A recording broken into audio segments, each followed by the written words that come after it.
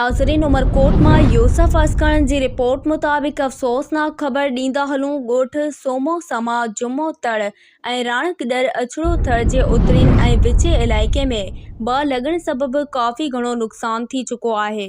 बाहि कंट्रोल न थी सघी, वधीक नुक़सान थियण जा इम्कान। खैरपुर में सिंध यूनाइटेड पार्टी ज़िला खैरपुर तरफ़ां सिंधु दरिया में गैर कानूनी कैनाल कढण खिलाफ़ खाकी शाह पुल खां प्रेस क्लब ते एहतजाजी रैली कढी वई। रैली में GDA अॻवाननि ऐं कारकुननि पिण शिरकत कई। रैली जी अॻवानी फयाज़ खमीसाणी, शबीर जमाली, हाजी अब्दुल गनी फिलपोटो, साबिर सैद मुयसर करे रहिया हुआ। रैली के ख़िताब कंदे अॻवाननि चयो त वफ़ाक़ पारां पंजाब जे बंजर ज़मीन के आबाद करण लाइ सिंधु दरिया में गैर कानूनी कैनाल कढण के मुकम्मल रद्द कयूं था। इन्हनि चयो त सिंध सूबे में अॻी पाणी जी खोट आहे, जंहिं सबबि समुंड सिंध जी ज़मीन के पाईंदो पियो वञे। इन्हनि चयो त सिंधु दरिया में जेकॾहिं ॿिया कैनाल कढिया विया त सिंध जी लखे एकड़ ज़रई ज़मीन बंजर बणिजी वेंदी, गुरबत में इज़ाफ़ो थींदो। हिननि चयो त सिंध जे माण्हुनि जो गुज़र सफ़र ज़राअत ते आहे। पाणी जी खोट सबबि मुल्क जी माशियत खे बि कापारी धकु रसंदो ऐं ही मुल्क ॾेवाली जो शिकार थी वेंदो। अॻवाननि वफ़ाक़ हुकूमत ऐं सिंध हुकूमत खां मुतालबो कयो त फ़ौरी तौर सिंधु दरिया में निकिरंदड़ कैनाल जो कमु बंदि करायो वञे, ॿी सूरत में सख़्त एहतजाज कयो वेंदो।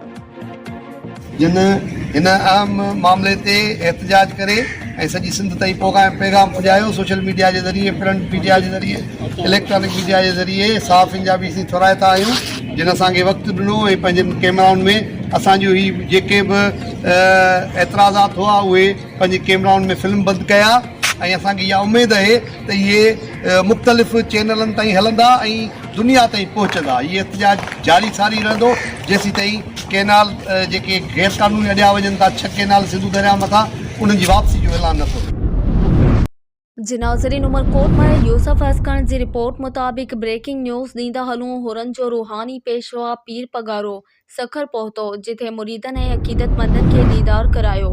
बिलावल भुट्टो ऐं इमरान खान जे मुस्तक़बिल छा ॾिसूं था? साफ़िन जे सवाल ते पीर पगारे चयो त कंहिं जे सियासी मुस्तक़बिल ते कुझु नथो चई सघिजे। हितां जे सियासतदान जे मुस्तक़बिल जी सिर्फ़ ख़ुदा खे ख़बर आहे।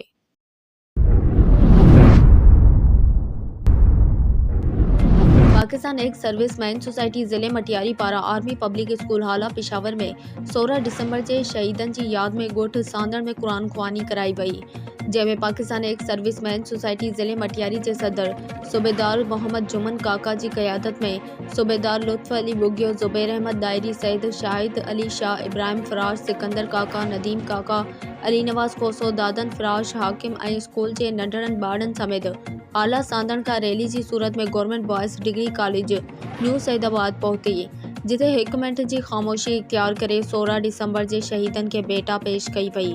और मौके ते पाकिस्तान एक्स सर्विसमैन सोसाइटी ज़िले मटियारी जे सदर सूबेदार मोहम्मद जुमन काका रैली खे ख़िताब कंदे चयो त असांजो समूरो मुल्क 16 दिसंबर कारो ॾींहुं करे मल्हाईंदो आहे।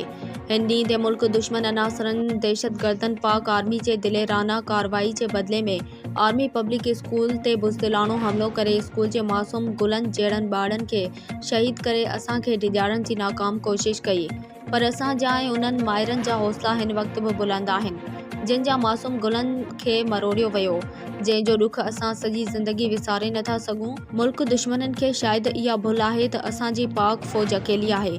असां पंहिंजे प्यारे मुल्क पाकिस्तान ऐं पाक फ़ौज सां गॾु आहियूं। असांजे मुल्क पाकिस्तान ॾांहुं मेरी अखि खणी ॾिसंदड़ खे पाक फ़ौज कॾहिं बि बख़्श न कंदी।